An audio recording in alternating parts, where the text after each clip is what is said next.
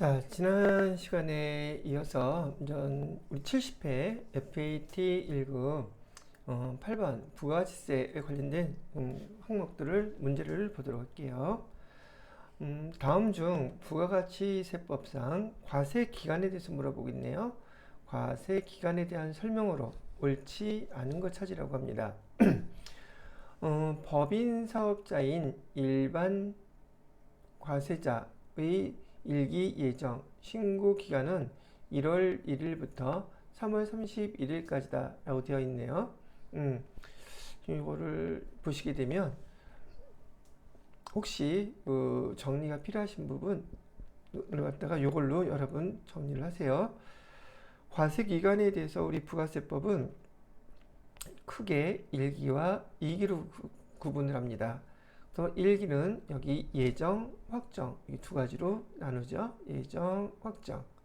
그 다음에 2기도 예정, 확정 이렇게 구분을 해요. 날짜는 과세기간 1기 예정은 이렇게 1기 확정은 이렇게 다 알고 계실 거라 믿어요.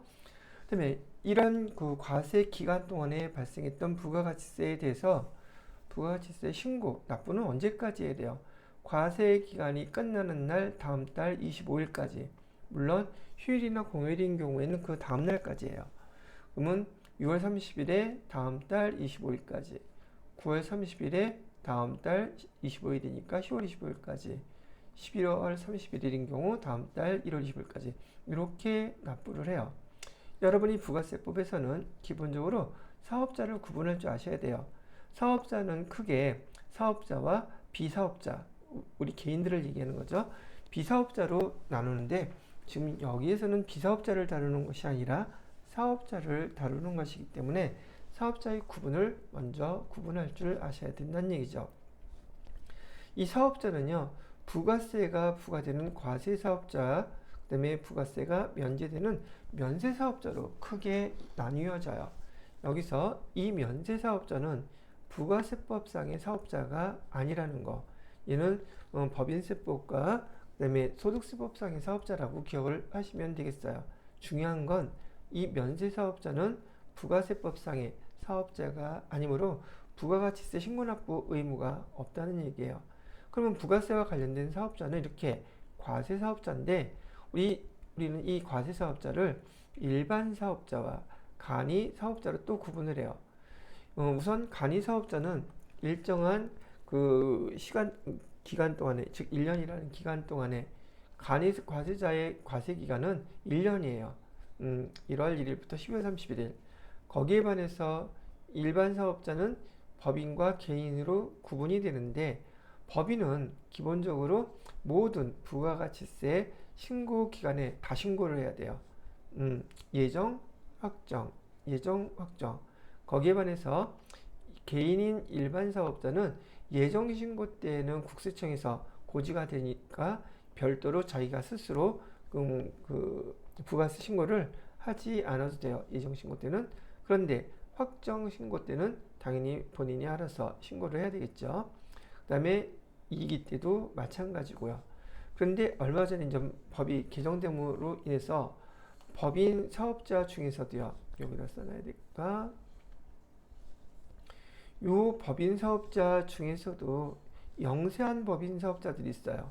그래서 여기를 영세법인이라고 불러요. 영세법인. 영세라는 말 뜻은 그 규모가 크지 않고 수익이 뭐 등등 좀 열악한 좀 규모가 작은 그런 법인 사업자들을 얘기하는데 연매출 기준은 1억 5천이에요.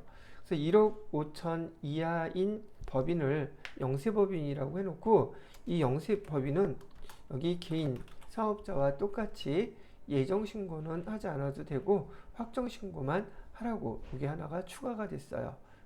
작년인가? 그래서 요거 추가된 내용 기억하시고요. 그 다음에 신고한다 안 한다 이걸로 구분을 하면 돼요. 그래서 여기 보기 1번에 보시면 법인 사업자인 일반 사업자의 이 법인 사업자는 일기 예정 신고 기간은 1월 1일부터 3월 30일까지. 이건 맞겠죠? 여기서 맞다는 얘기예요. 두 번째, 신규 사업자의 과세 기간은 사업 개시일부터 사업 개시일부터 그 날이 속하는 과세기간 종료일까지다 라고 되어 있죠. 이것도 맞는 말이에요. 사업을 시작한 개시일부터 시작하는 거예요. 예를 들어서 여기 2월 1일 날 신규 사업을 했다면 2월 1일부터 법인인 경우에 3월 31일까지가 과세 기간이 된다는 뜻이에요. 그 다음에 폐업자는요. 과세 기간부터 폐업일까지. 여기 폐업자는 예를 들어서 똑같이 2월 1일 날 폐업했다고 하면 예정신고 법인일 경우에 1월 1일부터 2월 1일까지가 과세 기간이에요. 그 이후로는 폐업했으니까 들어가지 않는다는 얘기죠. 그래서 신규 사업자와 이 폐업자가 이 과세 기간의 예외에 해당되는 사업자들이라고 보시면 된다는 얘기죠. 자, 간이과세자는 간이과세자 여기 있죠? 간이과세자는 과세 기간이 언제부터? 1월 1일부터 12월 31일까지지 6월 30일까지가 아니에요. 그래서 여기서 틀린 거는 4번이 틀린 거라고 얘기해 드리는 겁니다. 자, 이렇게 설명을 해드리고요. 필요하신 분들은 이 문제 갖고서 이걸로 최대한 이 정도는 복습을 해 놓으시면 좋을 것 같아요. 그 다음에 9번 문제를 보시게 되면 다음 중 부가 같이 세법상 여기 재화 또는 용역의 공급 시기로 옳은 것은 여기 재화 용역 공급을 했다고 얘기하는 것은 회사 입장에서 매출한 날짜를 물어보는 거예요. 매출 날짜. 그러면 우리가 만약에 재화를 공급했으면 세금계산서를 발행해 줘야 되는데 세금계산서 날짜 며칠 내야 돼요? 지금 이거 물어보는 거예요. 그 공급 시기.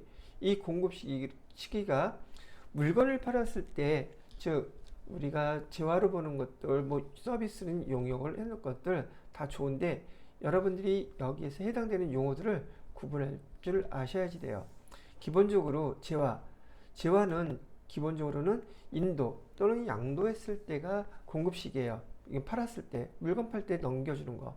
양도라는 말은 보편적으로 부동산에 많이 사용이 되는데 인도는 저기 우리가 움직일 수 있는 거 있죠? 움직일 수 있는 경우 동산이라고 불러요. 한자어로 동산은 움직일 수 있는 재산이라는 뜻인 얘기고요. 뭐 상품, 제품 이렇게 생각하시면 되겠고, 양도는 부동산을 주로 얘기를 해요. 부동산은 움직일 수가 없는 재산이에요. 토지라든지 건물 같은 경우. 그때는 이제 양도라는 말을 쓰게 되는데, 현금, 외상, 할부 이런 걸 할 때는 바로 인도할 때 또는 이용 가능하게 되는 때가 공급 시기라는 얘기예요. 그러면 그 날짜에 세금계산서 발행한다는 뜻입니다. 거기에 반해서 여기에 나와 있는 장기 할부 판매, 중간 지급 조건부 공급, 완성도 기준 지급 공급, 공급 단위 구획을 할 수 없을 때 이때 공급 시기는 대가의 각 부분을 받기로 한 때, 요게 공급 시기예요. 그러면 이 대가의 각 부분을 받기로 한 때가 뭐예요? 그런데 예를 들어서 장기 할부 판매인 경우 우리가 차를 회사에서 사고 36개월 동안 매달 얼마씩 납부한다고 가정을 해요. 그러면 이 장기 할부 판매는 보통 3년 동안 매달 나가야 되기 때문에 이런 차를 살 때 계약서를 쓰게 돼요. 그럼 그 계약서 안에 매달 정해놓은 날짜가 있겠죠. 36개월 동안 매달 이달에 얼마씩 뭐 납부한다, 뭐 할부금을 뭐 낸다 이런 얘기가 있겠죠. 거기에 써 있는 날짜들, 계약서에 36개월 동안 매달 써 있는 날짜들이 바로 그 세금계산서를 발행하는 날짜가 될 것이고, 그게 바로 공급 시기라는 얘기예요. 그래서 여기 장기할부 판매라든지 중간지급 조건부, 얘도 보통 6개월은 넘어야 되는 거거든요. 6개월은 넘고 완료되는 시간이 또는 공급하는 그 시간이 6개월은 넘고 1년 미만일 때, 이런 거 보통은 그 건물의 인테리어 공사 같은 거 할 때 예를 들면 보통 많이 쓰는데 6개월은 더 걸리고, 그 다음에 계약금도 주고 계약서에 얼마 이렇게 쓰죠. 그것도 계약서가 존재해야지 돼요.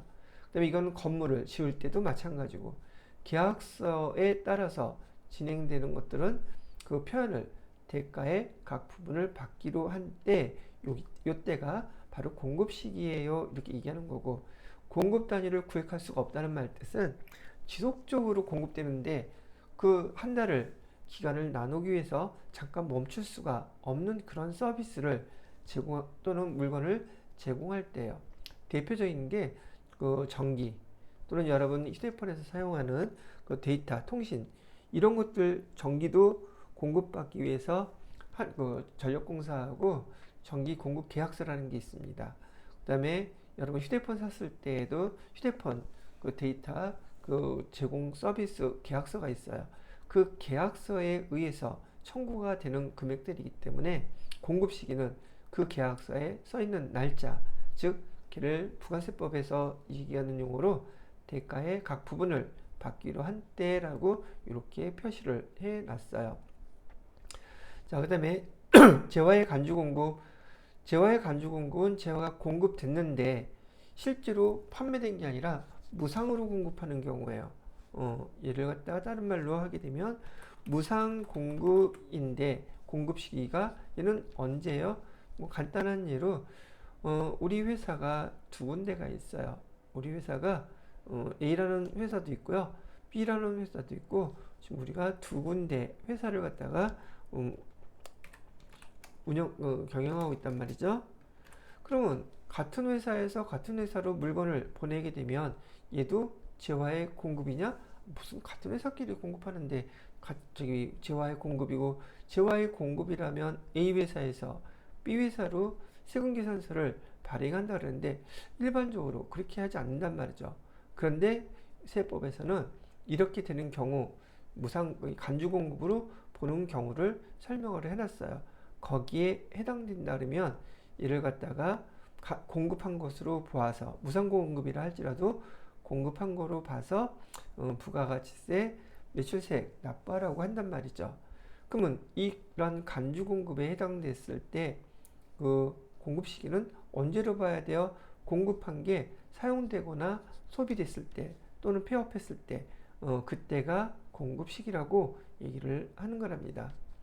자, 무인 판매기인 경우에는 무인 판매기에서 현금을 꺼낼 때, 원래는 무인 판매기에서 물건들을 판매가 되면 빠져나갈 때 그때이겠지만 그걸 옆에서 일일이 다 보고 있을 수가 없기 때문에 무인 판매기 사업을 하는 사업자가 일정한 시간에 와서 날짜에 와서 그 자판기에서 현금을 꺼낼 때를 공급 시기라고 본다는 거예요. 수출할 때는 수출은 선적일이 기준입니다. 재화의 공급이나 보편적으로 용역의 공급은 비슷해요. 내용들이. 자, 이런 걸 그냥 기본적으로 여러분이 지식을 갖고 있다고 할 때 현금 공급 시기로 옳은 거 찾으라 그러죠. 옳지 않은 걸 한번 찾아봐요. 현금 판매는 언제예요? 인도됐을 때. 근데 여긴 대금이 지급됐다고 했으니까 틀렸죠. 재화의 공급으로 보는 가공. 재화의 가공이 완료된 때가 아니라 지금 여기 같은 경우에는요, 재화의 공급으로는 가공이라고 그랬어요. 여기서는 가공이라는 걸 아셔야지 돼요. 여기 좀 나와 있진 않은데. 자, 이런 경우 한번 생각해 볼까요? 어떤 그 회사에서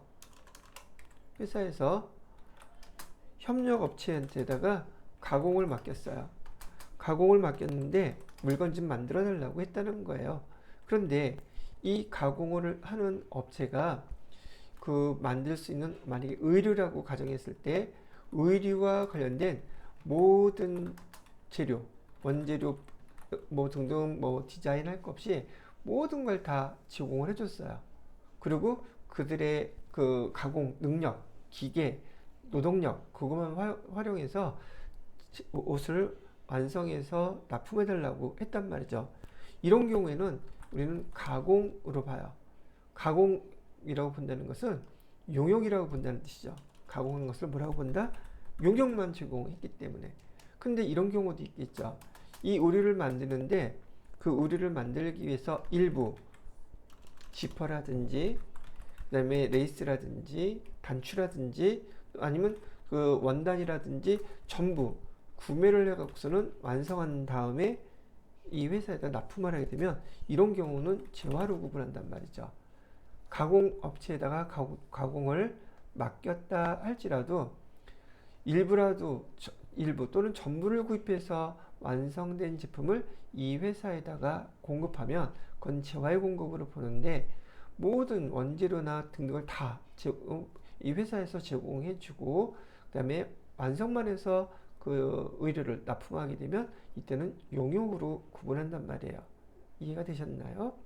그래서 재화의 공급으로 보는 가공이라는 것은 일부 또는 전부 그 재화를 구입해서 납품하는 경우예요. 이런 경우에는 재화의 공급이기 때문에 여기 아까 인도라 그랬죠. 인도할 때요. 그래서 인도할 때지 가공이 완료할 때가 아니에요. 만약에 용역으로 볼 때라면 가공이 완료된 때예요. 근데 이거는 재화의 공급으로 보기 때문에 여기는 요게 틀렸다고 보는 거죠. 가공이 완료될 때가 아니라 인도될 때예요. 이 완성된 그 의류가. 세 번째, 장기 할부 조건 용역의 공급 대가. 바로 요거는 여기에 해당되는 거죠. 대가의 각 부분을 받기로 한 때. 그래서는 이 3번이 맞는 답이 되는 겁니다. 자, 공급 단위를 구획할 수 없는 용역, 계속적 공급이라는데 이건 여기에 해당되는 거예요. 그래서 용역의 공급을 완료할 때가 아니라 뭐라고? 얘도 마찬가지로 대가의 각 부분을 받기로 한 때 이렇게 나와야지 맞는 말이 된다는 얘기죠. 되셨죠? 자, 여기까지. 그 다음에 잠깐만 이 정도 설명하고 다음 10번 문제 넘어가도록 하겠습니다. 자, 10번 볼까요? 자, 10번 문제는 다음은 과세 사업자인 항공의 2024년 1기 과세 자료라고 되어 있고요. 이를 토대로 부가가치세 과세 표준이 얼마냐고 물어보고 있습니다. 과세 표준은 부가세법에서 우리 보통 공급가액을 부르는 명칭이라고 보시면 되겠고요. 단 주어진 자료의 금액은 부가가치세가 포함되어 있지 않은 금액이며 과세표준은 당연히 부가세가 포함되어 있지 않은 금액이에요. 그다음에 세금계산서 등 필요한 증빙서류는 적법하게 발급하였거나 수령했다라고 되어 있죠. 대가의 일부로 받은 운송보험료, 산지보험료, 얘는 과세표준에 포함이 되어야 되는 금액이라고 얘기를 하고 있는 거죠. 자, 벌써 돈을 받았어요. 근데 거기 안에는 운송보험료라든지 산지보험료 이런 것들이 포함되어 있던 거라면 얘는 과세표준에 포함되어 있어야 되는 금액이에요. 물건 팔 때 이런 운송보험료, 산지보험료까지 다 포함해서 우리가 재화를 갖다가 판매하기로 했다면 이 금액까지 다 과세표준에 공급가액에 포함이 되어 있어야 된다는 얘기예요. 두 번째, 장기 할부 판매라든지 할부 판매했을 때 그 이자 상당에 보통 그 우리 홈쇼핑 같은 데서 할부 판매를 할 때는요, 만약에 3개월이 됐던 6개월이 됐던 할부 판매를 하는 기간 동안에 그 이자 발생액을 갖다가 그 재화 공급가액에 다 포함시켜서 판매하는 거예요. 그래서 여러분들이 반대로 무이자 할부 판매라는 그 말들이 나오는 이유가 그만큼은 자기네 발생하는 이자만큼은 할부 판매하는 기간 동안에 자신들이 부담할게요 라고, 여기 금액에는 이자 포함되어 있지 않습니다라는 걸 강조하는 그 선전이란 말이죠. 바로 요 이자 상당액, 장기 할부 판매나 할부 판매할 때 이자 상당액은 부가가치세 과세표준 공급가액에 포함이 돼야 되는 것이고요. 대가의 일부로 받은 운송비, 포장비, 요거는 대가의 일부로 받는 운송보험료, 그 다음에 여기 산지보험료, 여기 운송비, 포장비, 하역비 같은 성격이에요. 우리가 물건을 사갖고 올 때 부대비용으로 매입할 때 부대비용 다 상품에다가 포함시키는 것처럼 얘도 공급가액에 다 포함시켜 주는 것이라고 보시면 됩니다. 그 다음에 마지막으로 재화의 공급과 직접 관련되지 아니하는 국고보조금 수령액. 우리가 재화를 공급할 때 직접 관련된 국고보조금이라면 공급가액에 과세 표준에 포함시키지만 여기 재화의 공급과 직접 관련되지 않는 국고보조금 수령액은 과세 표준에서 포함시키지 않습니다. 그래서 결과론적으로 요 내용을 갖다가 여러분이 요약해서 학습을 하고자 하실 때 이 내용을 갖다가 참고로 보시게 되면은 공급가액에 포함되는 항목 이자 상당액은 요거 얘기하는 거고요. 운송료, 선지보험료 요거 얘기하는 거고요. 그 다음에 운송비, 포장비, 하역비 여기 나왔죠. 그 다음에 마일리지 외 이런 것들은 판매자 입장에서 얘네들을 공급가액에 다 포함시켜서 판매를 한다는 뜻이라고 이해하시면 좋을 것 같고요. 이런 공급가액 또는 과세 표준에 포함시키지 않은 것은 여러분이 구매자라는 입장에서 우리가 구매를 하면서 애누리를 받았거나 매출 할인이나 할인받은 것들 얘네들은 다 뺀 거였었죠. 차감시킨 금액들. 그 다음에 도달 전에 파손이나 훼손된 것들도 공급가액에 포함시키면 안 될 것이고 국고보조금, 공공보조금, 사업과 직접 관련이 없는 것들은 공급가액에 포함시키면 안 되는 것들이에요. 그 다음에 연체이자 같은 경우에도 연체이자는 그 돈을 받을 것을 제때 주지 못했기 때문에 그거에 대한 페널티로 연체이자가 생기는 것이지 물건 재와 공급과는 상관이 없는 금액이라는 얘기죠. 얘도 마찬가지로 공급가액 또는 과세 표준에 포함시키면 안 되는 거예요. 용기 대금이라든지 포장비용, 그다음에 봉사료, 임차인의 수도요금 이런 것들은 공급가액에 포함시키는 것이 아니라는 얘기죠. 자, 그래서 공급가액의 과세 표준에 포함시켜야 되는 것들은 500, 260, 450 다 합치면 1100, 1210만 원이 되겠네요. 그래서 답은 여기 3번이 된다고 얘기를 해드리는 거죠. 자, 이렇게 해서 여기 70회 우리 FAT 1급 이론과 관련돼서 세법, 부가세법에 관련된 세 문제 같이 풀어봤고 다음 시간에는 실기 관련된 거 실무 수행 문제들을 여러분들하고 같이 풀어보도록 하겠습니다.